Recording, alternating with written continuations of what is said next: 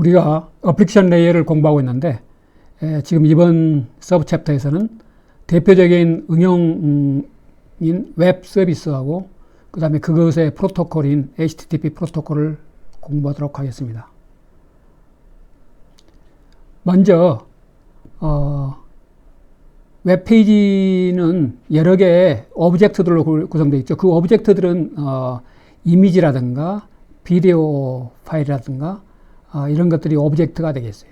그래서 그것이 굉장히 많이 있기 때문에 물론 이제 웹페이지에 따라서 차이는 있지만은 어떤 경우에는 그 웹페이지에 있는 오브젝트들이 같은 웹서버도 있는 경우도 있지만 대부분의 경우는 이제 틀린 웹서버에 있는 경우가 많이 있죠. 그런 경우에 이제 먼저 우리가 가져와야 될 것은 웹서버에서 HTML 파일이고 그 안에 이제 HTML 문서 안에 JPEG 이미지라든가 자바 애플릿이라든가 또는 뭐 유튜브 비디오라든가 또는 오디오 파일 이런 것들이 오브젝트들로 있게 되는 거죠. 자, 그러면은 기본 HTML 파일 속에 이제 사용하는 오브젝트들 그것들이 이제 URL로 있기 때문에 그 URL로 이제 우리가 같은 서버 또는 뭐 다른 서버 같은 서버라면 URL이 이제 굉장히 단순해지겠지만 틀린 서버에 있다면은 풀 URL을 이렇게 쭉 적어줘야겠죠. URL의 정의는 이 앞에는 생략이 됐지만은 어떤 프로토콜 이름, 예를 들면 HTTP라든가 또 HTTPS라든가 Secured HTTP 또는 뭐 FTP 이런 것들이 이제 프로토콜이 되겠고 그 뒤에 이제 이렇게 호스트 네임, 이런 패스 네임 이런 이제 것들이 뒤에 따라오게 되겠는데 맨 뒤에는 이제 파일 이름이 되겠죠. 그래서 이 전체가 풀 URL이 되겠어요. 자, 이것들이 이제 HTML 문서 안에 있기 때문에 이것을 이제 우리가 HTTP 프로토콜로 이제 가져오는데 그것을 한번 공부해 보는데 여기에 HTTP의 전반적인 내용을 한번 쭉 살펴보도록 하겠습니다. HTTP는 여기 적힌 대로 풀 네임이 Hypertext Transfer Protocol. 여기서 이제 하이퍼텍스트는 우리가 알고 있는 통상적인 텍스트하고는 틀리게 뭘 초월해서 전 세계 어디에 있는 웹서버에서건 가져오는 즉시 가져오는 그런 특성 때문에 초월한다는 그런 초월한 텍스트 이렇게 이해하면 되겠어요. 이것이 이제 HTTP가 웹의 이제 어플리케이션 레이어 프로토콜이 되겠는데 이제 클라이언트 서버 모델에서 클라이언트가 이제 브라우저가 되겠죠. 그 브라우저 프로그램 그것이 이제 리퀘스트를 해서 서버로부터 이제 받고 그때 사용하는 이제 프로토콜이 HTTP 프로토콜이 되겠습니다. 그래서 이제 그 HTTP 프로토콜로 가져온 웹 문서죠. 웹 문서 HTML 도큐멘트 이 속에 이제 자바스크립트라든가 또 뭐 여러 가지 이미지라든가 또 뭐 아이프레임 속에 있는 어떤 유튜브 비디오 동영상이라든가 이런 것들을 볼 수 있겠죠. 그러기 전에는 이제 가져와야 되는데 우리는 이제 통신 관점에서 가져오는데 어떻게 가져올 건지 그걸 한번 쭉 보는 거예요. 서버에서는 이제 그 웹서버죠. 서버가 이제 HTTP 프로토콜을 이용해서 요청을 받으면은 이제 리스폰스를 그 오브젝트를 포함한 이런 것들을 리스폰스로 이제 보내주겠죠. 자, 그래서 여기서 보면은 TCP 이를 이제 연결이 되고 할 텐데 여기서는 이제 그 위에 있는 HTTP 리퀘스트, HTTP가 TCP를 쓰고 있기 때문에 TCP 커넥션이 필요한데 그것은 이제 다음에 보기로 하고 어플리케이션 레이어 관점에서만 보는 거예요. 자, PC가 이제 예를 들면 파이어폭스다, 크롬 브라우저다. 그러면은 그것이 이제 어플리케이션 프로그램이 되겠죠. 그 프로그램이 이제 HTTP 리퀘스트를 하면은 서버가 리스폰스로 HTML 문서를 보내주면은 그 문서 속에 대개 이미지라든가 아까 이야기했던 그런 여러 가지 오브젝트들을 포함하고 있기 때문에 그것을 또 별도로 가져와야 되겠죠. 또 이제 우리가 스마트폰을 이용해서 이렇게 가져올 때도 마찬가지 개념이 되겠어요. 자, HTTP는 금방 이야기했던 TCP를 쓰는데 UDP하고 TCP 서비스 중에 이제 TCP 프로토콜을 쓴다. 자, TCP에 이제 우리가 포트 넘버를 이거 이제 프로세스 아이디를 우리가 포트 넘버로 80번 소켓 아이디 할 때 포트 번호를 80번으로 해서 이것이 HTTP 프로그램이라는 것을 구별을 하는 거죠. 그래서 소켓이 IP 주소하고 함께 IP 주소는 이제 서버 컴퓨터까지 도달하고 그 속에 HTTP가 거기서 돌고 있다면은 이 포트 번호로서 우리가 HTTP를 표준 번호죠. 이걸로 명시를 해주는 거예요. 이 요청을 서버가 받으면 이제 DCP 커넥션을 accept해서 이제 그 다음에 서비스를 서버가 해주는데 그게 리스폰스가 되겠죠.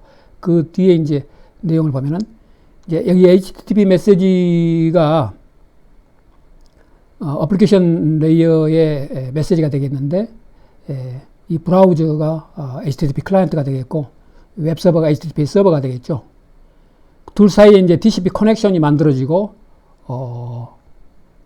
이 앞에서 그리고 이제 메시지가 이렇게 교환이 되고 그 다음에 마지막에는 이제 그 커넥션을 앞에서 열었던 커넥션을 이제 끊는 거예요.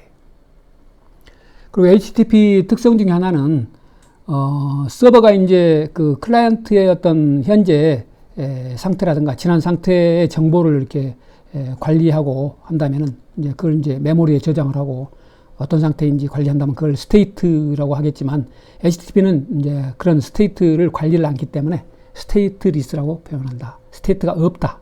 이렇게 이야기하면 생각하면 되겠어요.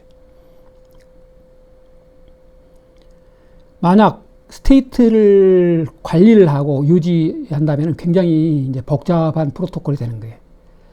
그래서 그 스테이트를 관리한다는 말은 앞에서 설명한 것처럼 지난 히스토리 그게 스테이트가 되겠는데 이것을 이제 유지 관리를 해야 되니까 기록을 해야 되고 이제 메모리에서 저장을 해서 이제 혹시 어떤 크래시가 일어났거나 다운됐거나 했을 때 그 원상대로 어떻게 다시 복구하거나 이런 것들을 이렇게 해야 되는데 그런 것들이 서로 이렇게 니고시에이션하고 협상하고 하는 것들이 굉장히 복잡해지는 거죠. 이제 단순화시키기 위해서 HTTP는 이제 스테이트리스다. 스테이트가 없이 이제 사용된다. 그렇게 이해하면 되겠어요. HTTP 커넥션에서 이제 두 가지 타입이 있는데 크게 대별을 했을 때 하나는 그 인내심이 없는 끈기가 없는 HTTP 또 하나는 이제 우리말로 굳이 번역하자면은 인내심이 있는 또는 끈기 있는 HTTP. 자, 먼저 이야기하자면은 초창기 HTTP 버전 90년대 초에 나온 HTTP 버전 1.0 그것은 이제 Non-Persistent HTTP가 되겠고 그 이후에 이제 우리는 이제 Persistent HTTP를 쓰겠지만 그 두 가지 타입을 한번 보도록 하겠습니다. 먼저 Non-Persistent는 문자 그대로 여기서 설명한 것처럼 TCP 커넥션을 한번 오픈하면은 그것을 계속 그 같은 컴퓨터에 TCP 커넥션을 다음에 또 필요로 하다면은 그걸 유지하면서 써야 되는데 그러거나 어쩌거나 상관없이 그걸 고려치 않고 한 개의 오브젝트만 이렇게 TCP 커넥션을 통해서 가져오고 그 다음에 그 커넥션을 끊어버리는 거예요. 그러니까 굉장히 비효율적이 되겠죠.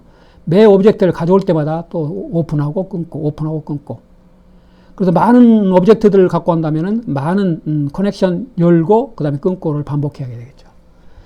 그 뒤에서 좀 자세히 보기로 하고 그 다음에 이것에 비해서 상대적으로 Persistent HTTP는 한번 커넥션을 이렇게 오픈했으면은 그 이후에 이제 오브젝트들이 많이 통상적으로 필요한데 그런 경우에 이 싱글 TCP 커넥션을 가지고 같은 그 서버에서 가져오는 거라면은 그 커넥션을 이용해서 여러 개의 오브젝트들을 이렇게 한꺼번에 쭉 가져오면 되겠죠.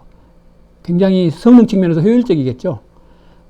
그래서 이것은 이제 Persistent HTTP고 여기서 이제 다 오브젝트를 가져온 이후에 이제 끊겠죠. 자, 이것을 이제 좀 인터랙션 하는 그 이 그림으로 보면은 Non-Persistent HTTP 예를 보면은 URL이 이런 어떤 인덱스 파일이다. 여기에는 레퍼런스가 그러니까 HTML 문서에 10개의 JPEG 이미지를 포함하고 있기 때문에 이제 그런 것을 가져와야 된다. 그랬을 때 시간이 이제 컴퓨터 네트워크에서는 이제 이거 그림을 그릴 때 이 화살표가 시간을 주로 시간축을 나타내는 거예요. 그래서 모든 게 이제 시간의 흐름에 따라서 어떤 일이 이제 진행이 되기 때문에 컴퓨터 네트워크의 어떤 인터랙션 그런 것들이 이렇게 클라이언트하고 서버 사이에 이런 식으로 시간의 흐름에 따라서 이렇게 진행되는 걸 화살표로 표현하고 있습니다. 먼저 HTTP 클라이언트가 브라우저라고 생각하면 되겠어요. 이 컴퓨터의 브라우저. DCP 커넥션을 이제 HTTP는 TCP를 쓰는 거니까 DCP 커넥션을 이제 열고 그래서 이걸 포트 80번을 이제 요청을 해야 되겠죠. 혼자 여는 게 아니고 서버가 또 열겠다고 이렇게 해야 억셉트 해야 되는 거니까 서버가 이제 여기서부터 이제 온 TCP 리퀘스트를 이제 열어달라고 하는 것을 포트 80번 이게 이제 HTTP 그죠? 이걸 억셉트하고 커넥션을 이제 억셉트하고 그 다음에 이제 그것을 이제 우리 프로토콜에서 자세히 배우겠지만은 이걸 이제 억셉트하고 그걸 알려주는 거예요. 그러면은 HTTP 이쪽에 클라이언트가 그걸 이제 리퀘스트 메시지 예를 들면 우리가 이제 HTML 문서를 가져온다 그러면은 HTML 문서 어떤 거 파일명 해서 이런 거 URL을 여기다 명시해서 이렇게 그 열린 TCP 커넥션 소켓을 통해서 이제 보내겠죠. 그래서 이 메시지에서는 이제 그것이 포함되어 있는 거죠. HTML 문서. 제일 처음에는 이제 커넥션을 열고 그 뒤에 이제 문서 요청은 HTML 파일 문서 요청은 여기에서 하는 거죠. 그러면 이제 서버가 그걸 요청되는 리퀘스트를 받아서 리스폰스를 하는 거예요. 그래서 리스폰스 메시지가 나가게 되겠죠. 여기에는 이제 요청한 리퀘스트한 오브젝트를 포함해서 그래서 여기도 마찬가지 서버 쪽에 소켓 우리가 앞에서 배웠던 문을 통해서 나가겠죠. 그래서 계속 앞에서부터 계속 그 3번까지 했으니까 4번 그 다음에 TCP 커넥션을 끊어버리는 거예요. 서버가. 왜냐하면 이건 non-persistent이기 때문에 아까 이야기한 것처럼 지금 우리가 HTTP 1.1 그 다음에 2.0도 많이 쓰고 있는데 그 버전 3.0도 지금 표준 작업을 하고 있는데 거기서는 이제 쓰지 않는 제일 초창기의 HTTP 1.0 버전에서 비효율적인 방식을 지금 보고 있는 겁니다. 그 다음에 이제 클라이언트 쪽에서는 이제 그걸 받겠죠. 받고, 그래서 HTML 파일을 받았고, 그 다음에 이제 화면에 보여주고, 브라우저가 이제 이걸 인터프리팅해서 화면에 보여주고, 자바스크립트가 있다면 그것도 같이 인터프리팅해서 화면에 보여주고, 그 다음에 그 안에 보여주는데 10개 오브젝트가 있는데 그 URL만 있고, 실제 그 오브젝트 이미지, 그 파일들이 여기에 없는 거죠. 그건 또 별도로 가져와야 되는데, 그게 이 컴퓨터 안에 있을 수도 있고, 다른 또 별도의 서버, 다른 컴퓨터에 있을 수 있고, 전 세계 어디에 있는 서버인지는 모르지만. 그러면 앞에서처럼 또 커넥션, TCP 커넥션 열고, 가져오고 또 끊고, 열고, 가져오고, 끊고를 10개 오브젝트에 대해서 별도로 또 10번을 더 해야 되는 거예요. 그러니까 이거 한번, 11번이죠. 앞에서 했던 HTML 원래 베이스 파일 가져오는데 한번, 그 안에 이제 10개 오브젝트들이 포함됐으니까 10개 따로 또 한 번. 그래서, 11번에 이런 것을 이제 TCP 커넥션 열고 그 다음에 끊고 열고 끊고를 계속 반복해서 해야 되는 거죠. 굉장히 비효율적이죠. 자, non-persistent HTTP 이거의 리스폰스 타임을 보면은 비효율적이다는 이야기는 타임 딜레이가 심각하다는 거예요. 그걸 그림으로 좀 분석적으로 보면은 라운드 트립 타임이라는 것이 있는데 그것은 뭐냐면은 문자 그대로 여기 있는 R은 라운드 트립 타임이 되겠어요. 우리말로 하면은 왕복 시간. 그래서 클라이언트가 요청해서 받을 때까지, 클라이언트가 요청해서 받을 때까지, 그때 걸리는 이 왕복, 클라이언트 서버에서 가서 서버에서 이제 오브젝트를 보내겠죠. 그럼 받는 때까지 그 시간, 그게 RTT가 되겠어요. 자, 이것이 이제, RTT 리스폰스 타임은 또 뭐냐면은 이런 것들이, 전부 다 이미지 오브젝트들을 다 화면에 보여줘야 끝나는 거죠. 그 HTML 문서뿐만 아니라 HTML 문서가 포함하고 있는 오브젝트들. 자, 그래서 한 개의 RTT가 먼저 TCP 커넥션을 열기 위해서 필요하고 그 다음에 이제 HTML 문서를 가져오기 위해서 필요하고 그 HTML 문서 속에 또 오브젝트가 여러 개 있다 하면 오브젝트들을 또 가져오는 데까지 다 끝내야 그게 전체가 이제 리스폰스 타임이 되겠죠.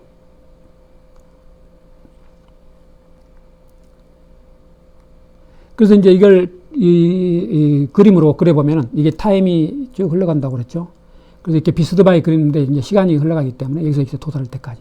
그래서 앞으로, 클라이언트와 서버 사이에 인터랙션 하는 건 다 이런 식으로 그림을 그리니까 지금 익숙해지면 좋겠죠.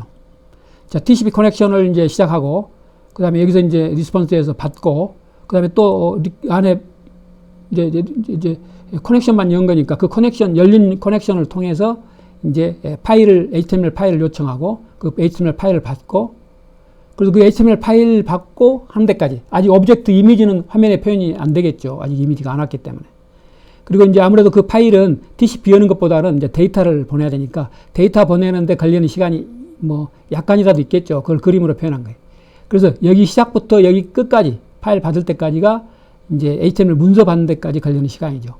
여기가 만약 HTML 파일 속에 이미지들이 많이 있다면 그 이미지를 아직 못 보여주는 거니까 완전한 리스폰스 타임은 아니고 그것을 완전히 또 반복적으로 해서 이렇게 보여줘야겠죠. 자, 이런 경우에 non-persistent HTTP인 경우에 리스폰스 타임은 최소한 2RTT 플러스 파일 트랜스미션 하는 데까지 이렇게 파일 하나 이런 경우에 그렇지만 파일이 여러 개 있을 때 이제 우리가 보통의 경우는 여러 개 있겠죠. 이걸 단순화시켜서 이제 파일 하나만인 경우에도 그렇게 시간이 걸린다. 자, persistent HTTP인 경우는 HTTP 아까 1.0이었다면 이건 1.1이 되겠어요. 자, persistent HTTP 1.0 비효율적인 것은 여기서 쓰지 않고 효율적인 HTTP 1.1에서는 이제 한 오브젝트당 최소한 2개의 RTT가 필요하고 그 다음에 각 TCP 커넥션에 대해서 오버헤드가 또 OS 오버헤드가 이제 필요한 거죠. 앞으로 또 새로 커넥션을 또 열고 닫고 한다면 그건 다 OS의 어떤 버든이 되는 거예요. 오버헤드가 되는 거예요. 종종 이제 브라우저는 이제 그 TCP 커넥션을 여러 개를 패러렐로 열어서 그 참조되는 오브젝트들을 패러렐로 이제 가져오는데 이렇게 해서 성능을 조금이라도 이제 개선을 하겠죠.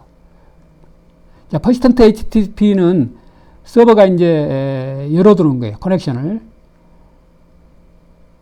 그래서 그 뒤에 있을 요청이 있는 경우 새로 또 뭐 끊고 열고를 한 게 아니고 연 상태에서 그 계속 보내주니까 TCP 커넥션을 다시 열고 닫고 하는 그런 시간이 필요 없는 거죠. 그래서 열어있는 상태에서 지금 또 보내는 거니까. 그래서 그 뒤에 HTTP 메시지를 그 똑같은 클라이언트 서버 사이에 그 열린 커넥션을 통해서 이렇게 보내겠습니다. 그래서 만약 그 서버 안에 그 오브젝트가 있다면은 HTML 문서에서 보내달라고 하는 그 오브젝트가 있다면은 커넥션을 연 상태에서 보내는 거니까 새로 커넥션을 열고 닫고 하는 그런 시간이 그만큼 주는 거죠. 그래서 이런 경우에는 이제 그 RTT 타임이 이제 줄어드는데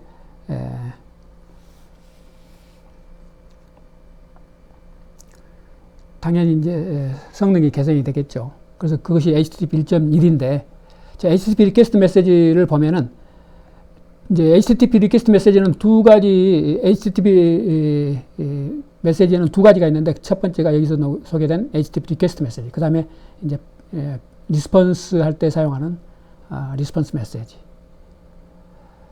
자, 리퀘스트 메시지는 이제 ASCII 포맷으로 이렇게 돼 있다.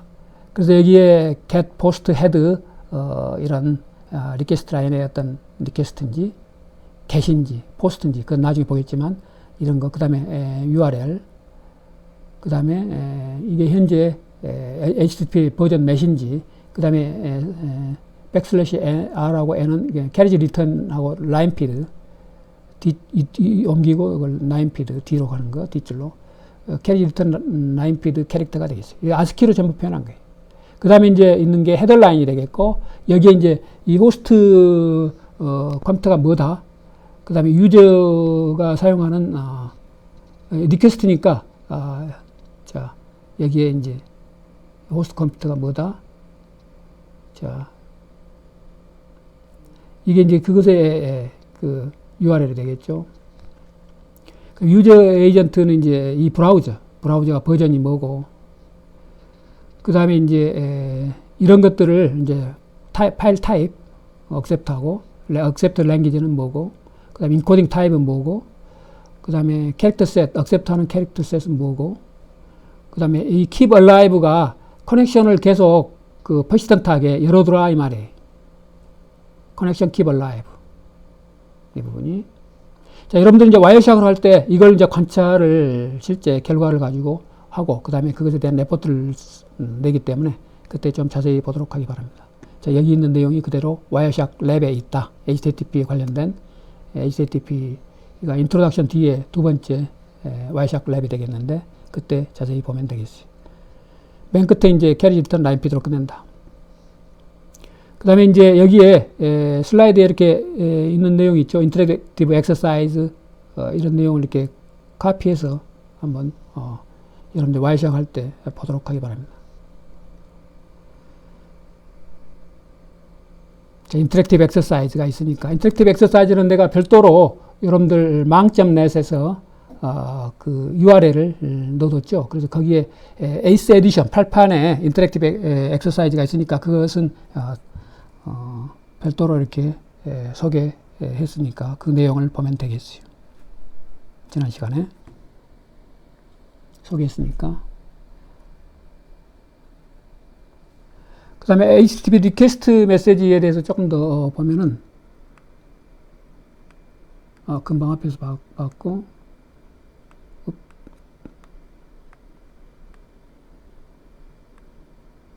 좀 지났네. 그 다음. 자, HTTP 리퀘스트 메시지의 포맷을 조금 더 자세히 들여다보면 이렇게 금방 봤던 게시라든가 포스트라든가 그걸 이제 우리가 어떤 데이터 스트럭처로 이렇게 표현해 줘야겠죠. 신텍스로 어떻게 된 건지. 이건 스페이스고 그 다음에 URL이고 스페이스 버전 넘버 그 다음에 캐리지 리턴 라인 피드 이런 식으로 이렇게 돼 있다. 우리가 실제 HTTP 리퀘스트를 브라우저에서 클릭하면은 주소를 위에 넣고 클릭하면은 이제 이런 형태의 것으로 이제 브라우저 프로그램이 만들어서 이제 요청을 하겠죠. 서버한테. 예, 뒤에 이제 헤더 라인. 그래서 리퀘스트 라인이 있고 헤더 라인이 있고 그 뒤에 이제 바디 부분이 있다.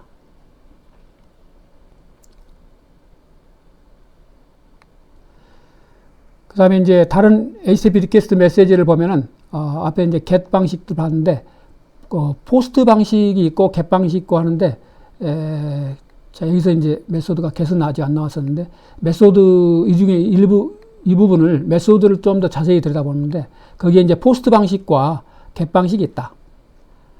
물론 이제 1.1이라든가 거기에서는 더 이제 많은 메소드가 있는데 일단 제일 많이 쓰는 두 가지를 보도록 하겠습니다. 실제 여러분들이 웹 프로그래밍 할 때 이 부분은 이제 많이 나오고 프로그램으로 우리가 폼 태그에서 사용하는 그런 메소드가 되겠어요. 포스트 방식은 웹페이지가 폼 인풋을 일단 포함을 하는데 유저가 그 보내는 그 HTTP 포스트 리퀘스트 메시지가 바디에 엔티티 바디에 이렇게 포함이 돼서 전송이 되는 거예요. 자, 그래서 앞에서 본 여기에 이제 그 요청하는 메시지가 이제 자세히 여기에 포함이 돼서 전달이 되는 거예요.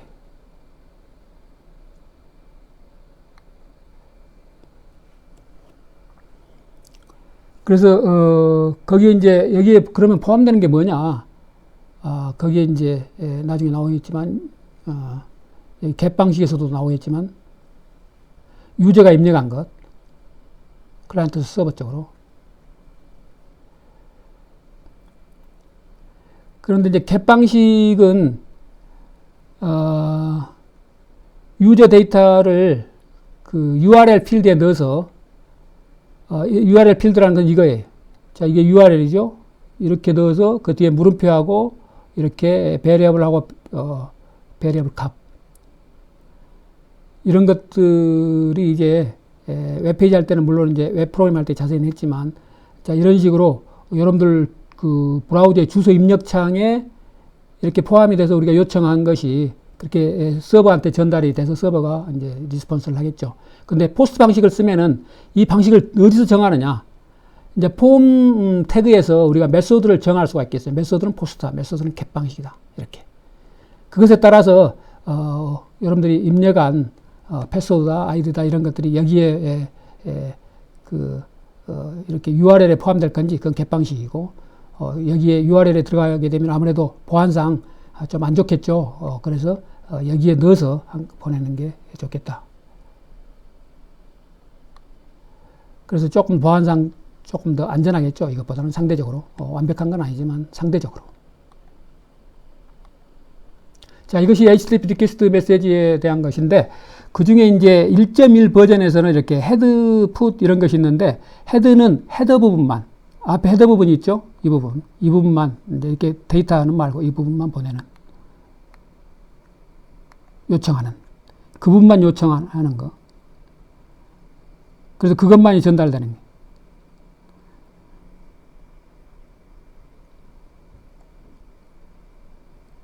그래서 헤더, 데이터보다 헤드 메소드를 썼을 때는 이제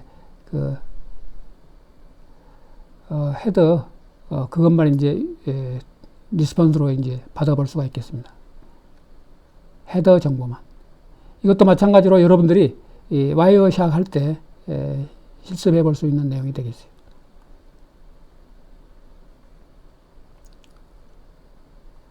자, 그 다음에 풋 메소드는 이제, 새로운 파일을 서버에 이제 업로드 할 때, 이렇게, 이 풋 메소드를 쓸 수도 있다.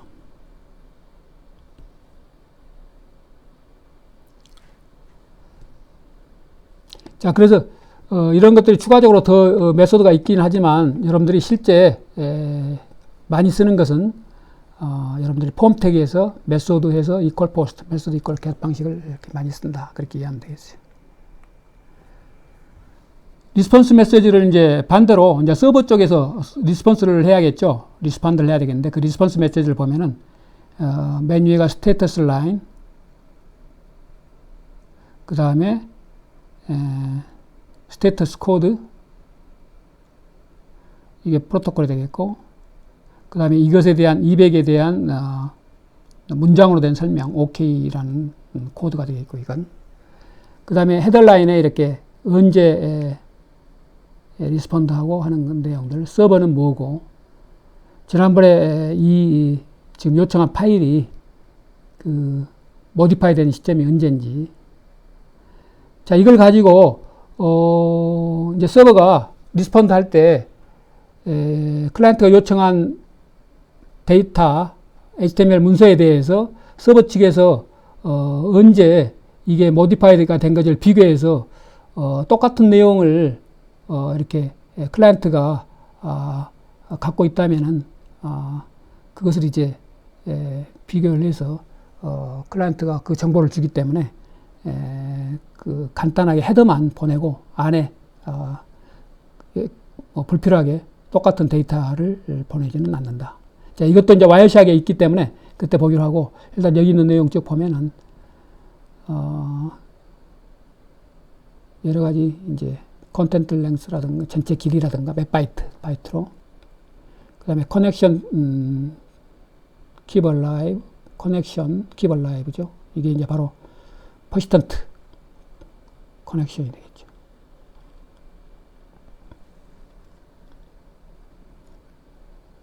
그 다음에 이제 데이터가 따라온다. 자, 그 중에 이제 앞에 리스폰스 스테이터스 코드를 보면은, 첫 번째 줄에 있었는데, 서버가 클라이언트한테 리스폰스 메시지 보낼 때, 200이면은 이제, 뭐, 다른 것보다 좋은 거죠. 일단 OK니까. 리퀘스트가 성공한 거니까. 그 다음에, 오브젝트가 이제 요청된 오브젝트가 뒤에 성공적으로 이제 전달이 되는 거고.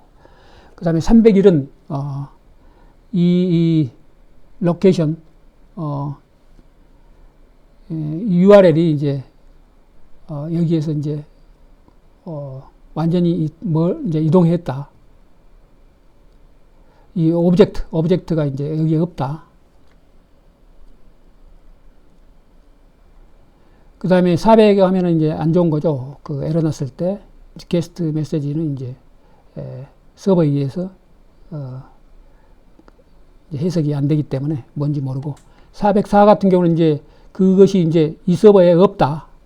에러가 날 때 404 흔히 많이 볼 수 있는 거가 되겠고, 그 다음에 505 이것은 이제 이 HTTP 버전은 이제 서포트되지 않는다. 이런 코드들이 있다. 이렇게 이해하면 되겠어요. 자, 여기서는 쿠키에 대한 설명인데, 쿠키는 왜 필요하냐면은, 앞에 설명한 것처럼 HTTP는 스테이트가 없는, 그런 방식이죠. 그래서 HTTP에서 이제 어떤 스테이트를 유지한다. 그건 이제 불가능하죠. 그런데 쿠키를 써서 이제, 편법으로나마, 스테이트를 관리할 수 있겠는데, 자, 여기 있는 거 쭉 보죠. 자, 앞에서 설명한 것처럼 HTTP GET RESPONSE 인터랙션은 이제 스테이트가 없다.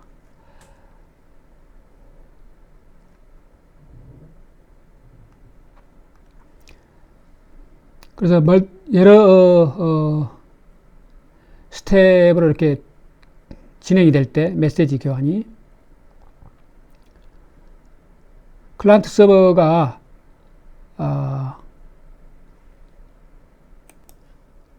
자, 여기서 이제 이렇게 트랜잭션이 이렇게 익스체인지가 많이 있을 때 이제 간단한 예를 통해서 여기는 스테이트를 구현한다고 했을 때 이제 가정을 해서 스테이트가 우리는 없는 거죠. 없는데 스테이트가 있는 프로토콜을 구현한다고 했을 때 이렇게 복잡해지는 거예요.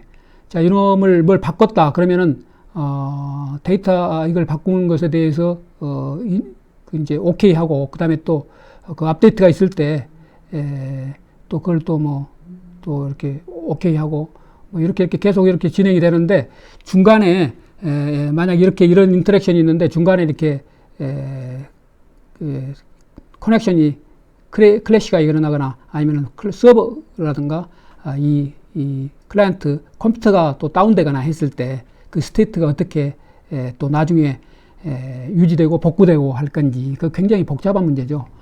그래서 이제 우리 앞에서 이야기했던 스테이트가 없는 것에 대한 설명이라고 생각하면 되겠는데 이렇게 웹 트랜잭션에 대해서 클라이언트 서버가 멀티 스텝 익스체인지에 대해서 이렇게 여러 단계로 이렇게 익스체인지 하는데 스테이트를 트래킹 할 필요가 없다. 왜냐하면 스테이트를 관리하는 게 아니니까. HTTP 리퀘스트는 그래서 서로 이제 인디펜던트한 거죠. 그래서 그 전 단계의 어떤 스테이트에 따라서 다른 액션으로 들어가고 그런 건 없고 하니까 더 단순화되는 거죠.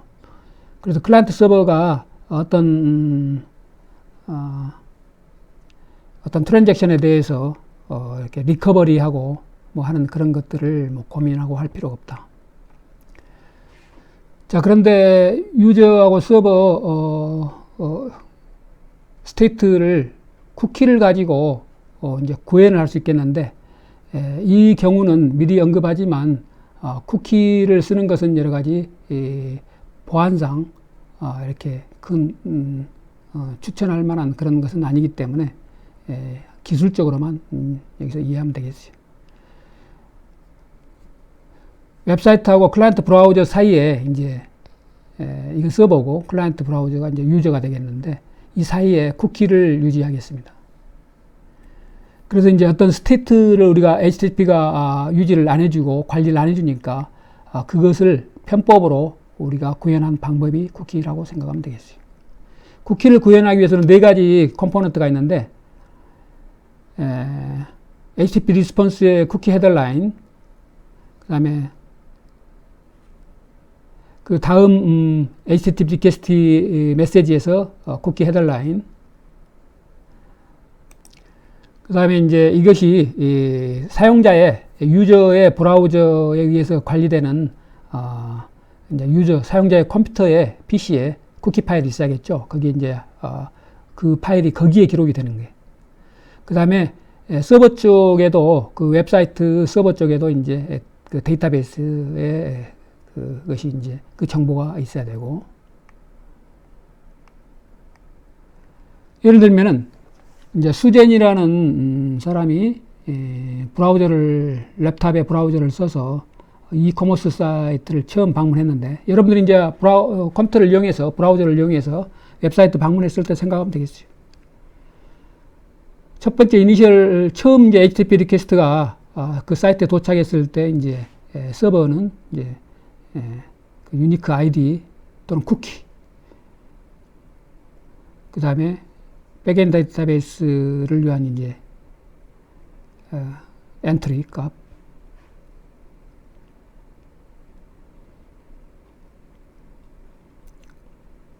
그래서 이런 것들을 이제 사이트가 이제 만들고 그 서버 쪽에서, 그 다음에 두 번째 이제 그 다음에 계속되는 HTTP 리퀘스트를 이제 수전이 보냈을 때 그 똑같은 사이트에 쿠키 아이디 값과 이것을 가지고 이제 수전을 알아보는 거죠. 자, 그래서 그걸 인터랙션으로 이렇게 쭉 진행되는 걸 한번 보면은, 이제 클라이언트 쪽의 수전이죠. 그 전에는 이제 이베이 쿠키가 있었는데, 이제 그것은 이제 무시하고, 뭐 이런 것처럼 여러 가지 쿠키들이 있을 수 있으니까, 새로운 쿠키 정보가, 리퀘스트해서 이제, 아마존 서버에서, 1678이라는, 쿠키 아이디를 이제 크리에이션해서 만들어서 이제 보내주면은 이것을 저장해 놓는 거예요. 쿠키 정보들을 이렇게 쭉 저장하겠죠. 텍스트 정보. 그 다음에 이것에 대해서 이제 데이터베이스도 관리를 해야 되고, 이 1678에 대해서 이렇게 관리를 해야 나중에 어떤, 커스터마이즈 된 서비스를 할 수 있기 때문에. 그 다음에 이제 쿠키를 가지고 이제 필요한 액션을 취하겠죠. 그러면 필요한 정보를 이렇게 저장을 하고, 그래서 이제 커스터마이즈 된 서비스, 이 고객의 여러 가지 뭐 그 내비게이션 습관이라든가 또는 뭐 여러 가지 정보들을, 일단 필요한 정보를 여기서 이제 저장하는 정도에 따라서 저장을 하고, 한참 후에 이제 뭐 1주가 됐건 2주가 됐건 한 달 후가 됐건 이렇게 접속을 했을 때 이 기록이 아마존 1678이라는 기록이 있으니까 이거 가지고 이제 접속을 했을 때 이 쿠키 정보를 가지고 이제 여기에 백엔드 데이터베이스에서 1678의 아이디로 그 해당되는 엔티티 값으로 어떤 커스터마이즈 된 서비스를 하겠습니다. 자, 쿠키에 대한 몇 가지 코멘트가 있는데, 이것을 이제 어떤 뭐 오소라이제이션이라든가 누군지 그 권한 체크할 때라든가 권한을 부여할 때라든가, 그 다음에 쇼핑 카트 이런 것들을 이용해서 할 때 쓰이는 거라든가, 그 다음에 추천, 커스터마이즈 된 서비스, 그 다음에 유저 세션 스테이트를 관리하는 데라든가, 이런 것들을 위해서 이제 쿠키가 사용될 수 있고, 자, 스테이트를 유지하는 것은 원래 굉장히 어렵다고 그랬죠. 그래서 앞에서 뭐 인터랙션 이 앞에서 본 것처럼 이 앞에서 스테이트를 유지하는 거, 이 클라이언트하고 서버 사이에 트랜잭션이 있을 때 이렇게 기록해 놓고 또 바꿀 때 뭐 록하고 뭐 하고 이런 것들이 굉장히 번거롭고 어려운 일이죠. 근데 쿠키를 썼을 때는 이제 그 스테이트를 유지하는 것이 HTTP 메시지 속에 그것을 이제 스테이트 정보를 넣어서 이제 브라우저가 서버에 보내고, 또 서버가 최종 정보를 또 쿠키를 통해서 HTTP 메시지 속에, 헤더 속에 이런 걸 포함시켜서 이제 브라우저를 통해서 클라이언트의 컴퓨터에 기록을 해놓고 다음에 또 접속했을 때 그 스테이트 정보를 이용하면 되겠죠. 자, 한편으로는 쿠키하고 이제 프라이버시를 우리가 동시에 생각해 봤을 때, 쿠키를 썼을 때 그런 스테이트를 관리한다는 측면에서는 이제 장점이지만, 프라이버시 측면에서는 이제 그 개인의 정보가 예를 들면 제3자가 그 쿠키 정보를 가지고 계속 그 여러 웹사이트에 이제 그 트래킹을 그 유저가 접속하는 것을 트래킹하는 것이 그런 것들이 이제 가능해지기 때문에 프라이버시 측면에서는 이제 안 좋고 한 고객의 어떤 서비스를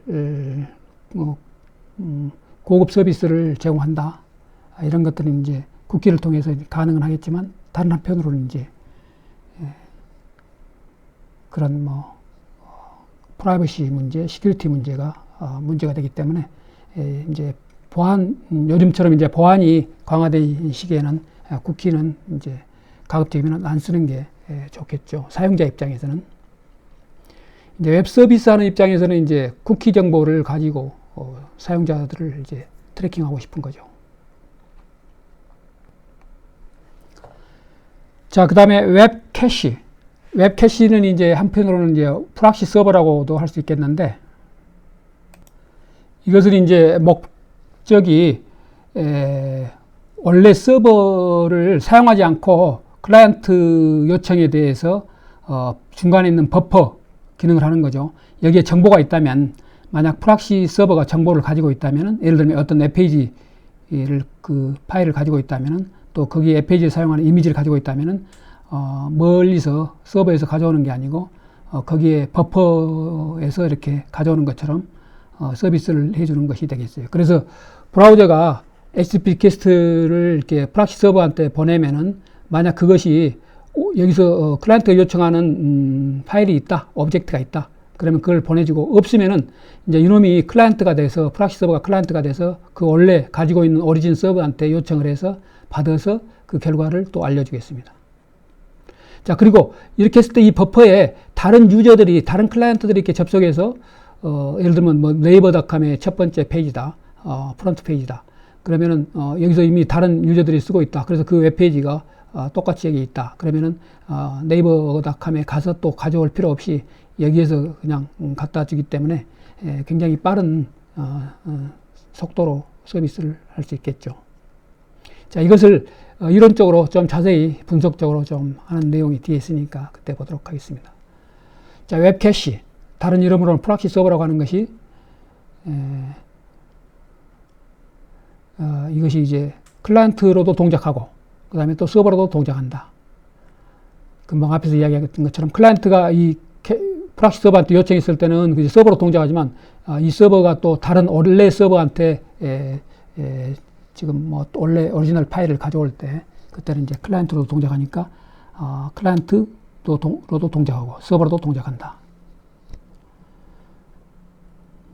그래서 금방 이야기한 것처럼 오리진 서버한테는 이제 클라이언트로 동작하고 클라이언트한테는 이제 서버로 동작한다. 주로 이제 이 캐시는 성능 퍼포먼스를 올려주기 때문에 이제 인터넷 서비스 프로바이더인 학교라든가 회사라든가 또는 지역 인터넷 서비스 프로바이더가 이런 캐시 서버 비용이 이제 통신망의 속도에 비하면은 상대적으로 비용이 저렴하기 때문에 이 컴퓨터를 설치해서 성능을 올려준다. 왜 그러면 웹 캐싱 이 프락시 서버를 사용하는가? 이것을 씀으로써 클라이언트 요청에 대한 어떤 리스폰스 타임을 굉장히 단축시켜준다. 그래서 주로 이제 클라이언트에게 가까운 쪽에 캐시가 있겠죠. 또한 이것을 썼을 때 이제 어떤 기관이라든가 학교라든가 여기에서 어떤 아까 이야기한 것처럼 통신망의 속도가 올라가는 것은 이제 비용이 많이 발생이 되기 때문에 어떤 기관 또는 학교 어떤 거기에 어떤 회사 거기에 트래픽을 이제 망이 많이 이제 바빠지면은 트래픽이 오버로드가 걸리면 안 되겠죠. 그래서 그걸 줄여주는데 트래픽을 줄여주는데 이 버퍼 역할을 하는 웹 캐시를 쓴다. 그 다음에 인터넷에는 이런 캐시들이 굉장히 많이 있기 때문에 어떤 콘텐트 프로바이더가 좀 성능이 안 좋더라도 중간에 이런 그 캐시 서버가 중간중간에 있을 때 이놈들이 이제 더 성능을 이제 올려주는 역할을 하게 되는 거죠. 비록 원래 이제 콘텐트 프로바이더가 가지고 있는 서버의 어떤 성능이라든가 또는 그 통신 링크의 성능이 떨어지더라도 이런 장점이 있다. 캐싱의 예를 들면은 이제 이게 한번 이런 시나리오로 이게 액세스 링크가 있는데 이걸 이렇게 생각하면 되겠어요. 이건 뭐 세종대 우리 학교다. 어떤 대학교다. 그다음에 이게 이제 액세스 링크가 1.544 메가bps 다고 가정하고 지금은 이제 이 정도 낮은 속도는 쓰지 않겠지만 그 라운드 트립 타임이 이 라우터로부터 이렇게 서버까지 2초 정도 걸린다. 그 다음에 앱 오브젝트 어떤 이미지라든가 그런 파일 사이즈가 100K 비트다. 가정을 여기서 뭐 오리진 서버에서 뭐 가져오는데 그 파일을 가져오는데 100K 비트다. 그 다음에 에버리지 평균 그 리퀘스트 하는 리퀘스트 율 초당 몇 번 리퀘스트를 한다. 브라우저가 초당 이 서버로부터 가져오는 것을 15번을 이렇게 리퀘스트를 한다. 이 파일을 가져오는 것을. 그 다음에 평균 데이터 속도는 1.5 메가bps다.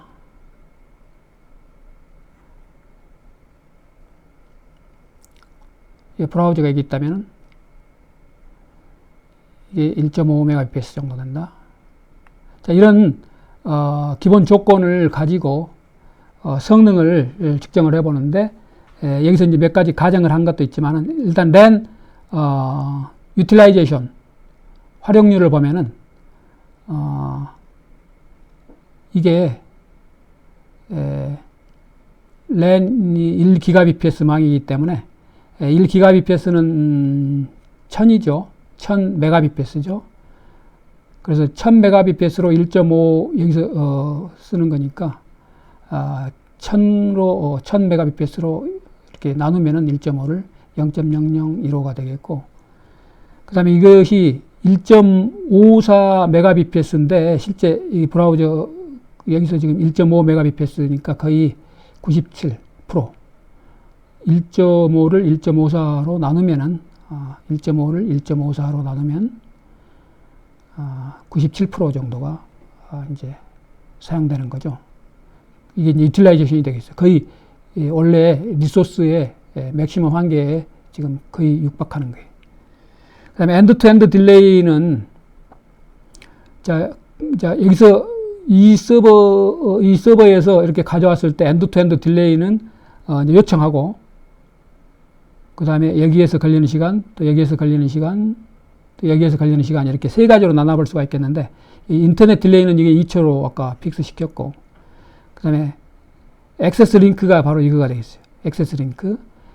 이 3등분한 여기에서 걸리는 시간 2초, 여기에서 걸리는 시간, 그 다음에 여기에서 걸리는 시간.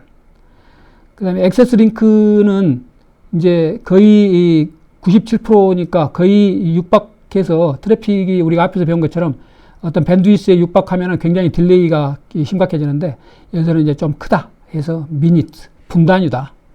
그 다음에 여기는 이제 대개는 마이크로세크 정도, 또는 그 이하일 수도 있겠지만, 자, 단위가 마이크로세크 정도 무시할 수 있을 정도다 이거죠. 왜냐면은 1GBps 망에 실제 1.5MBps니까 0.0015 유틸라이제이션이니까 거의 제로에 가까운. 그리고 이건 무시해도 되는 거예요. 그러면 2초 더하기 여기에 있는 걸리는 시간. 이 정도가 이제 리스폰스 타임이 되겠죠. 엔드 투 엔드 딜레이. 그게 이제 이퀄 리스폰스 타임이라고 생각하면 되겠어요. 자, 성능이 너무 느리기 때문에 즉 액세스 타임이 리스폰스 타임이 너무 오래 걸리기 때문에 우리가 속도를 올리기 위해서 할 수 있는 것이 이 부분이 이제 학교라고 생각하면 된다고 그랬죠. 학교 또는 뭐 회사, 기관. 자, 여기에서 ISP한테서 빌려 쓰는 이 망, 이걸 이제 인터넷을 이용해서 가져올 수 있는 오리지널 서버가 되겠고, 여기서 앞에서 본 것처럼 이게 이제 사이즈가 100K 비트 정도 가정하고 우리가 이런 계산을 해봤는데, 자, 여기서 속도를 이 부분을 이제 올리면은 이 액세스 링크의 속도를 이렇게 100배 정도로 올리면은 이렇게 액세스 링크 이것의 유틸라이제이션이 이 100분의 1로 떨어지겠죠. 자, 그래서 우리가 앞에서 봤던 것처럼 트래픽 인텐시티에 따라서 타임 딜레이가 이 액세스 링크에서 걸리는 트래픽에 따른 타임 딜레이가 줄어들기 때문에 전체적인 시간이 여기에서 2초 정도, 이 부분이죠. 2초. 그 다음에 이 부분은 이제 미니 단위였는데 이게 이제 굉장히 밀리세크 단위로 이렇게 줄어들고, 이 부분. 그 다음에 이 부분은 이제 그대로고, 마이크로세크. 자, 그래서 이 부분을 우리가 굉장히 경감시킬 수가 있겠죠. 그런데 문제는 뭐냐면은 이것을 100배 정도로 올렸을 때 매월 이렇게 통신비를 지불해야 되는데 그 금액이 굉장히 크기 때문에 이것보다는 훨씬 저렴한 솔루션을 이렇게 우리가 생각해 볼 수 있겠는데, 자, 여기서는 이제 웹 캐시를 써서,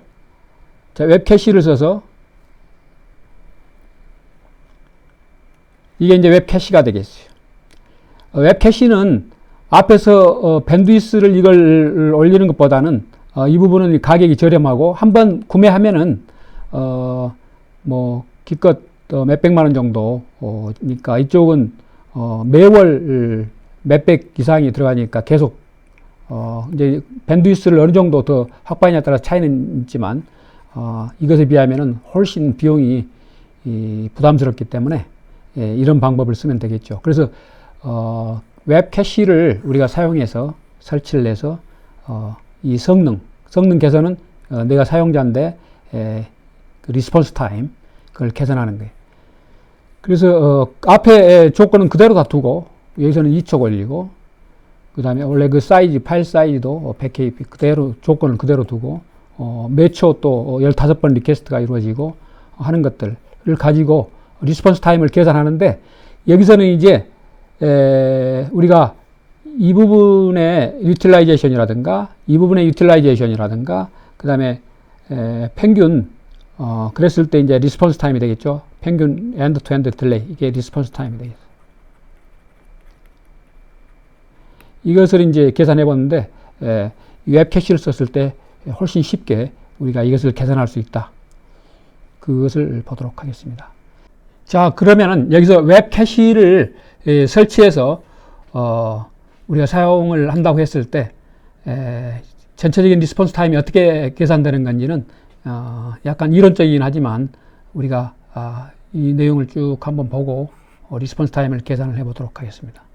자, 여기 히트레이시 있는데 히트레이시 0.4라는 것은 1이 이제 그 전체 확률상 1이 전체가 되는데 0.6 그러니까 60%는 미스레이시 되겠어요. 이것의 반대, 히트레이시의 반대가 되겠는데 이건 페일리어, 실패. 그러니까 60%가 되겠고 이건 성공률이 되겠어요. 성공률. 자, 그 말은 뭐냐면은 내가 원하는 어떤 웹페이지, 네이버닷컴이라든가 또는 한국점넷이라든가 이런 웹페이지를 여기서 가져온다고 했을 때 이 부분이 이미 다른 학생들에 의해서 가져온 것들이 여기에 한번 가져왔기 때문에 여기에 캐시, 버퍼가 돼 있기 때문에 이 내용을 가져오는 거예요. 여기서 가져오는 오리지널 서버에서 가져오는 게 아니고. 자, 그랬을 때 이제 100번 발생했다 하면은 40%는 40번 정도. 그러니까 한 번이라면 약 0.4, 40% 정도 확률로 여기서 가져올 수 있다 이거예요. 그러니까 10번이면은 4번은, 10번이면 6번은 실패하니까 여기서 가져와야 되고. 그랬을 때 그 요청 개수가 앞에서 15번이었던 것이 이제 줄겠죠. 15번 매초 요청이 일어나는데 실제 이제 요청이 일어나는, 이쪽으로 요청이 일어나는 건 60%니까 0.6을 곱하면은 이제 9번은 여기서 하고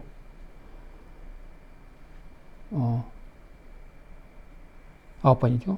그 다음에 나머지 15번 중에 6번 정도는 여기서 가져오기 때문에 그만큼 여기에 밴드위스를 소모하는 것이 이제 트래픽이 경감이 되겠죠. 그래서 여기에서 걸리는 시간이 줄어드는 거예요.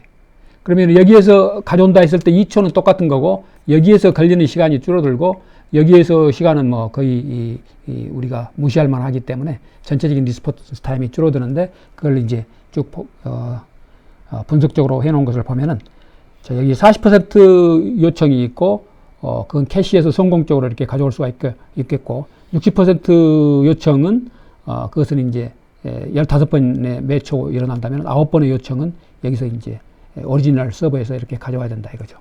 금방 설명했던 것처럼. 자, 그래서 이제 경감이 됐기 때문에 액세스 링크가 60%가 이제 사용되고 40%가 이제 경감이 된 거죠. 여기서 커버를 해줬기 때문에. 그래서 이제 그것의 60%다. 그래서 이 정도고, 그다음 밴드위스 유틸라이제이션 했을 때는 이제 아무래도 1에 육박하지 않고 0.5 부근이기 때문에 상당히 이 속도가 타임 딜레이가 이제 낮아지는 빠른, 그래서 경감되는 효과를 우리가 볼 수가 있겠습니다. 자, 그것을 가정해서 이제 여기에 2초, 그러니까 60%는 여기서 가져오는데 15번의 리퀘스트가 있을 때 9번을 이쪽에서 가져온다고 했을 때 60%죠. 그건 이제 2초 정도 걸리는데, 여기서 있는 걸리는 시간을 여기서 이제 가정하기를 약 10ms, 그러니까 0.01초로 가정을 한 거예요. 0.01초. 그러니까 여기에서 걸리는 시간이 2.01초가 되겠죠. 자, 이 부분은 무시할 수 있는 시간이 되겠어요. 그 다음에 여기에서는 이제 밀리세크 또는 마이크로세크 단위가 되기 때문에, 자, 0.4. 자, 이 부분은 이제 40%죠. 40%는 여기서 가져오는데, 거기서 걸리는 시간은 이제 무시할 수 있을 정도니까, 이 부분 무시하면은, 자, 이 부분은 2만 우리가 고려한다고 했을 때 약 1.2초 정도 된다.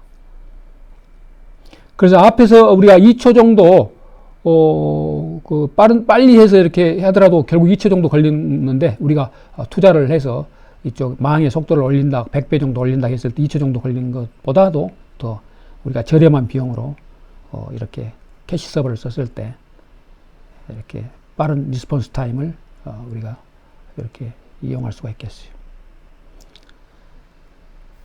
자, 우리가 앞에서 프락시 서버를 썼는데, 자, 이것을 여러분들이 프락시 서버로 생각을 해도 되겠어요. 또 캐시 서버로 생각해도 되겠고, 개념을 단순화시키기 위해서 여러분들의 컴퓨터와 그냥 서버, 심플하게 서버하고 관계, 그것만 고려해도 되겠고, 그러니까 좌우지간 1대1로 여러분들 클라이언트하고 캐시 서버 또는 프락시 서버 또는 클라이언트하고 바로 다이렉트 서버하고 그 사이의 관계도 마찬가지가 되겠어요. 중간에 만약 캐시 서버가 없다면은. 그런데 여기서 설명하려는 게 뭐냐면은, 컨디셔널 캐시라는 게 있는데, 개념은 이거예요. 만약 가져온 것이 버퍼로 이렇게 갖고 있는데, 그것이 그 이후에 서버에서 변경된 것이 없다. 그러면은 그 똑같은 내용을 다시 가져올 필요가 없겠죠. 자, 그래서 그것을 이용할 수 있는 컨디셔널 캐시라는 게 있는데, 어떤 식으로 하냐면은, 자, 목표는 이거예요.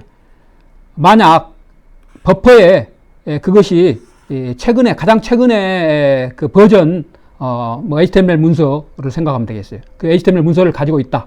그 파일을 가지고 있다. 그러면은 새로이 서버로부터 다시 다운로드 받고 하면은 여러 가지 타임 딜레이라든가 또 뭐 괜히 불필요하게 트래픽이 발생하기 때문에 뭐 그런 것들을 줄일 수가 있겠죠. 이미 자기가 갖고 있으니까 그걸 이용한다면. 자, 그래서 이런 게 있는데, 그 파일을 여기서 받았을 때 언제 모디파이드 됐다, 그런 정보를 받기 때문에 그 날짜를 가지고 여기에 이제 집어넣어서 여러분들이 와이어샥을 통해서 이 부분은 실험해 볼 수 있고 랩에 있기 때문에 이걸 그대로 여러분들이 실제 체험을 해 볼 수 있겠습니다. 자, 언제 요청을 할 때, 이놈이 이제 요청할 때 내가 가지고 있는 것은 몇 월 며칠자 버전을 갖고 있다. 그래서 그 이후에 변경된 것이라면은 보내주고, 그 이후에 변경된 것이 없다면은 내 것을 쓸 테니까 보내지 마라. 그러면은 서버는 만약 가지고 있는 클라이언트, 여기 이놈이 가지고 있는 요청한 이 클라이언트가 가지고 있는 것이 날짜로 이제 비교해 보겠죠. 자기가 가지고 있는 서버가 가지고 있는 그 버전하고 비교해서 뭐 이게 새로운 것이 아니고 이미 클라이언트가 가지고 있다. 그러면은 헤더에 이런 것만 보내주는 거예요. 그리고 데이터는 no 데이터. 그러니까 이 데이터가 사이즈가 크죠. 근데 이 부분을 안 보내니까 시간이 굉장히 단축이 되겠죠. 그래서 여기서 보내는 메시지, 이 헤더 라인에 있는 것이 되겠는데, HTTP 그 다음에 304 이 부분이 되겠어요. not modified. 자, 변경 안 됐으니까 그것을 써라. 이 버퍼에 있는 내용. 이게 만약 프락시 서버라면은 프락시 서버가 이렇게 이야기하겠고, 이게 또 서버가 또 이게 프락시 서버라면은 프락시 서버한테 그렇게 하니까 1대1의 클라이언트 서버 관계에서 어떤 것이건 이렇게 적용이 된다. 자, 이것을 이렇게 인터랙션이 있는 걸로 이렇게 해보면은, 자, 다시 HTTP 리퀘스트를 이렇게 해서 날짜를 이렇게 명시해 주니까 그 날짜는 어떻게 하느냐? 자기가 이미 받은 파일에 modified 그 날짜가 있으냐 그걸 넣어주는 거예요. 그래서 이것이 이 날짜 이후로 바뀐 게 없다면 금방 봤던 것처럼 304 not modified 그리고 그 뒤에 데이터는 없이. 자, 만약 바뀌었다. 그럼 이 이후에 새로운 버전이 생겼으니까 이것은 좀 옛날 거다. 클라이언트가 가지고 있는 게. 그러면은 이제 오브젝트가 바뀌었기 때문에 그 뒤에 데이터 이 부분이 이제 크겠죠. 이것을 이제 보내주니까 이렇게 가장 최근에 업데이트된 그런 정보 또는 업데이트 안 됐다면 옛날 걸 캐시에서 가져와서 활용할 수가 있겠어요. 자, 이 부분이 이제 에디션 에이스 에디션에서 있는 내용인데 여러분들한테 이제 가장 최근에 기술 정보를 알려주는 게 좋고 여러분들이 그걸 공부해야 되니까 HTTP 우리가 많이 사용하고 있는 게 HTTP 1.1이고 그 버전이 이거 이제 97년에 이게 이제 표준이 됐죠. 자, HTTP 2.0은 이건 이제 2015년에 여기 이 뒤에 나올 텐데 거기서 이제 그 표준화된 건데 이 내용을 보도록 하겠습니다. 자, 여기서 주 목적은 뭐냐면은 왜 이렇게 버전업을 하느냐. 그 다음에 또 HTTP 3도 있는데 이 부분은 이제 아직 표준화 진행 중이기 때문에 일부 기능이 정해진 것도 있지만 아직 표준화 작업 중이기 때문에 나중에 보기로 하고 우선 표준화가 확장된 표준화 작업이 완료된 HTTP2를 보면은 주 목적은 뭐냐면은 오브젝트가 많을 때, 자, 이렇게 하나의 HTML 문서를 봤을 때 그 안에 이미지가 여러 개 이렇게 있을 때 이게 전부 다 오브젝트라고 그랬죠. 자, 이 오브젝트를 가져올 때 서버로부터 이제 가져오는데 이게 이제 같은 서버에 있을 수 있고 틀린 서버에 있을 수 있겠는데 일단 같은 서버라고 생각하고 거기에 이렇게 오브젝트가 있다. 그러면은 하나의 이제 TCP 커넥션을 가지고 여기 있는 것들을 순차적으로 쭉 가져오는데 이제 이런 경우에 제일 첫 번째 이 HTML 문서에 있는 제일 첫 번째 이게 좀 양이 많은 비디오 파일이다. 비디오 클립이다. 이게 비디오. 그래서 양이 굉장히 많은. 그러면은 나머지 조그마한 것들을 이제 이렇게 보여줘야 되는데 앞에 게 굉장히 양이 크기 때문에 이것들이 다 기다려야 되죠. 이것 때문에.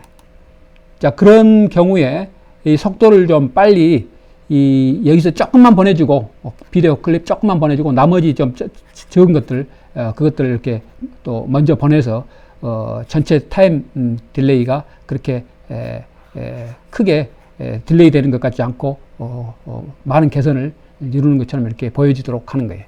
자, 그래서 1.1을 먼저 보면은 우리가 앞에서 지금 주로 전 세계적으로 사용하고 있는 게 주로 1.1이 되겠는데 2.0도 최근에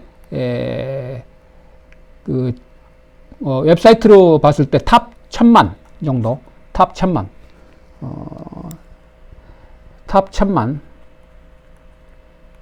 웹사이트, 탑 1000만 웹사이트에서 약 40% 정도가 작년 기준으로 그러니까 지금 40% 이상 사용되고 있다. 그래서 생각보다 많이 활용되고 있고, 그 다음에 많은 브라우저들이 그걸 이제 또 지원을 다 대부분 다 하고 있다. 그렇게 이해하면 되겠어요. 자, 그러면은 그것보다는 그 전 2015년 전까지 그 다음에 지금도 주로 많이 사용되고 있는 HTTP 1.1을 보면은 이게 이제 여러 개 이제 한 개의 TCP 커넥션을 이용해서 많은 이렇게 오브젝트들이 있으니까 그런 멀티플 리퀘스트, get 리퀘스트를 이렇게 날려야 되겠죠. 자, 이런 경우에 편법인데 TCP 커넥션을 또 패러렐로 열어 가지고 하니까 이 부분이 이제 컨제션 컨트롤이라든가 여러 가지 측면에서 좀 비효율적이고 안 좋은 측면이 좀 있어요. 그래서 이렇게 하나의 TCP 커넥션을 가지고 퍼시스턴트하게 하면 좋은데 그 문제는 뭐냐면 또 하나의 파일이 굉장히 사이즈가 컸다. 그러면 그 뒤에 조그만 파일들이 영향을 받기 때문에 이제 그것을 조금 더 개선하기 위한 건데 이제 서버가 이런 식으로 하는 게 여기서는 1.1 같은 경우는 이제 먼저 온 놈을 먼저 서브한다. 그래서 FCFS, First Come First Serve 이런 방식으로 스케줄링해서 어떤 리퀘스트에 대해서 이제 서버가 반응을 해주는 거죠.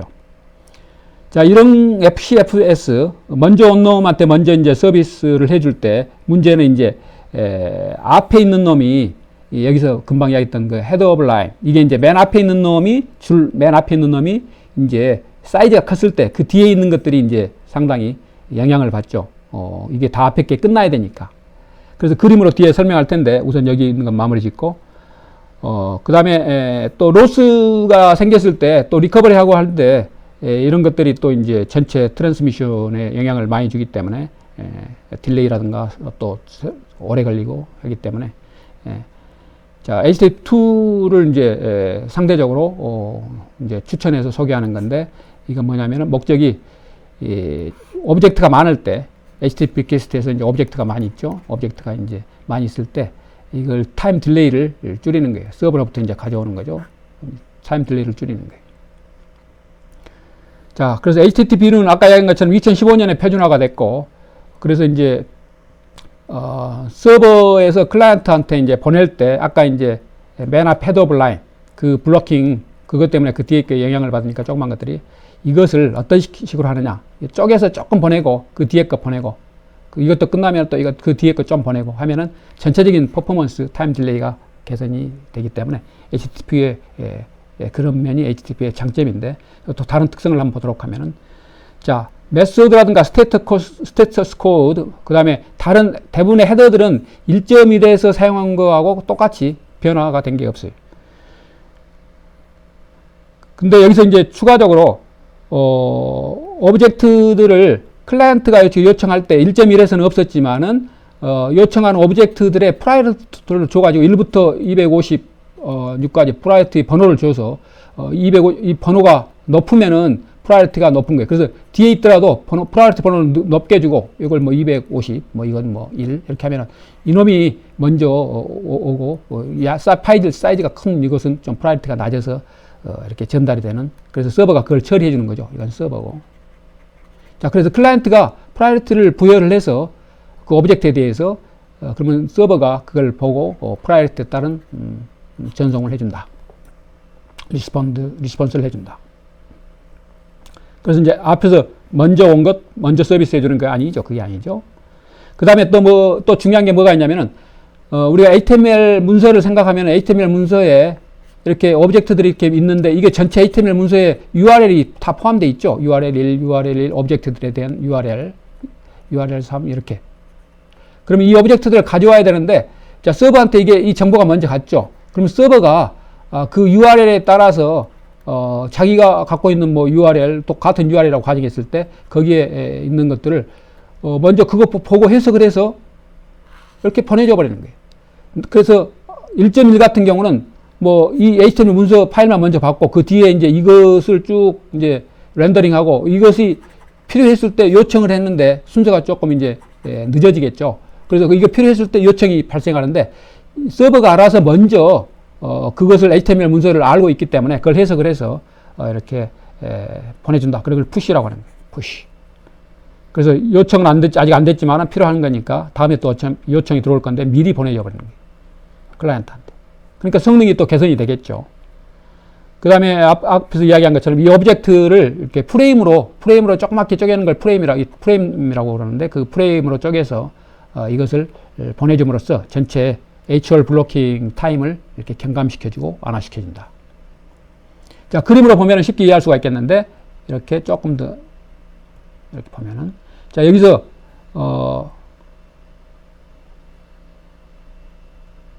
자, 이렇게 양이 많은데, HOL, 헤드 오브 라인이죠. 헤드 오브 라인 맨 앞에 있다는 이걸 이야기하는 거예요. 자, 이렇게 요청이 1, 2, 3, 4. 자, 1이 이거 큰 거예요. 1이 너무 큰 거. 요청이 들어오면은, 이놈이 이제 요청이 들어왔으니까 서버가 보내죠. 근데 앞에 1.1 같은 경우는 이렇게 보내고 그 뒤에 거 순서적으로 이렇게 first come first serve.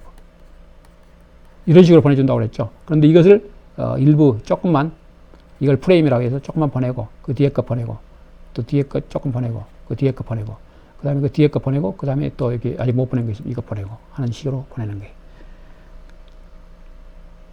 자, 이런 식으로 해서 이건 이제 1.1에 대한 그림이 되겠어요. 그래서 2.0에 대한 것을 이제 설명을 하고 그 장점을 보여주기 위해서 이런 것을 경감시켜줘서 속도를 개선해 주는 게 바로 여기 이 그림이 이제 2.0이 되겠어요. 자, 이렇게 요청이 이렇게 들어왔는데 이걸 프레임으로 쪼개가지고 이렇게 보내고 그 다음에 뒤에 거 보내고 그 다음에 뒤에 거 하나씩 이렇게 한 프레임씩 보내고 뒤에 거 보내고 그 뒤에 이렇게 못 보낸 이거 보내고 이렇게 해서 전체적인 속도가 개선이 되고 각 이 오브젝트들은 빨리 도착을 한 거죠. 앞에 줄 서서 앞에 기다리고 있는 앞에서 방법보다는. 그 다음에 이제 또 HTTP2는 아까 이야기한 것처럼 약 전 세계 탑 1000만 대 웹사이트에서 약 40%가 2020년 기준으로 사용되기 때문에 지금은 이제 40% 내지 50% 정도라고 생각하면 이제 가정하면 그 정도 되겠는데 이제 마찬가지로 HTTP3에서는 이제 딜레이 타임을 이렇게 오브젝트 여러 개 있는 그 HTTP 리퀘스트에서 줄이는 것이 목적인데 HTTP 단점을 2에서의 단점이 또 있어요. 그래서 HTTP2에서 싱글 TCP 커넥션에서 이제 우리가 그 헤더 오브 라인 대신 이제 프레임으로 쪼개가지고 했는데 패킷 로스가 생겼을 때 또 그 전체 또 그 트랜스미션의 딜레이가 또 있기 때문에 단점들이 좀 있는 거예요. 아직 상존하고 있는 부분이 있기 때문에 이제 1.1 같은 경우 이제 여러 개의 커넥션을 오브젝트에 따른 여러 개의 커넥션을 이렇게 열어 가지고 그것들을 이렇게 가져온다고 그랬죠. 패럴 커넥션. 그래서 이런 것이 그 컨제션 컨트롤은 이제 망 사정이 안 좋아서 그걸 조금 밴드위스를 경감시켜야 되는데 편법으로 6개 정도까지 한 웹페이지에 6개 정도 TCP 커넥션을 열어 가지고 이렇게 가져오니까 편법이고 좀 이제 그 원래 우리가 생각했던 그 원칙대로 하는 게 아니고 약간의 그 이제 우리 본 교재에서는 치팅이라고 그러는데 조금 별로 좋지 않은 방법으로 밴드위스를 또 이렇게 우회해서 사용하는 거예요. 그래서 멀티플 패럴 커넥션 이런 것이 있고 그 다음에 우리가 생각했던 이제 한 개 퍼시스턴트한 TCP 커넥션 갖고 앞에서처럼 뭐 이렇게 프레임으로 쪼개가지고 조금씩 보내면 좋은데 이렇게 이제 다른 편법으로 이렇게 또 하기 때문에 이게 이제 컨제션 컨트롤에도 상당히 복잡해지고 안 좋고 하기 때문에 이것을 이제 좀 개선한 것이 HTTP3가 되겠어요. 이제 HTTP3에서는 다른 이제 기능까지 같이 설명하면은 원래 이제 TCP 커넥션 이제 평범한이죠. 플레인 평범한. 보통의 TCP 커넥션은 이제 시큐리티가 고려가 안 돼 있죠. 그런데 이제 HTTP3의 가장 큰 차이점은 우리가 여기 HTTP2까지는 밑에 트랜스포트 레이어에서 TCP를 쓰지만 UDP를 쓴다는 거예요. 자, 이것은 챕터 3에서 소개가 될 텐데 챕터 3. 자, 이것은 이제 AS 에디션에서 소개되는 것이니까 8판에서 여러분들 새로운 내용을 조금 공부하는 것이기 때문에 여러분 교재는 없으니까 이 PPT 자료만 참조하면 되겠어요. 여기서 시큐리티 추가하고 그 다음에 오브젝트 에러라든가 컨제션 컨트롤 이런 것들이 이제 UDP를 통해서 이제 가능하다. 그래서 UDP는 원래 이제 뭐 이런 것들이 원래 컨제션 컨트롤 이런 게 없죠. 그러니까 조금 더 복잡해지는데 그 이후에 우리가 챕터 3에서 할 것을 미리 이야기한다면은 큐익이라는 게 있는데 큐익 이건 참고로만 알면 되겠어요. 큐익 빠른 퀵 UDP 인터넷 커넥션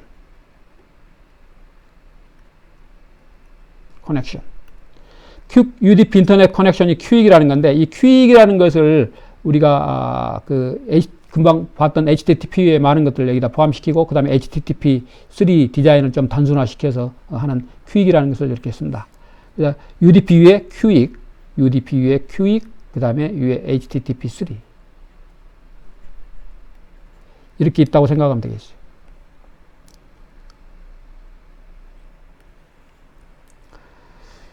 자, 이것은 아까 이야기한 것처럼 챕터 3에서 자세히 설명할 거니까 그때 보도록 하겠습니다.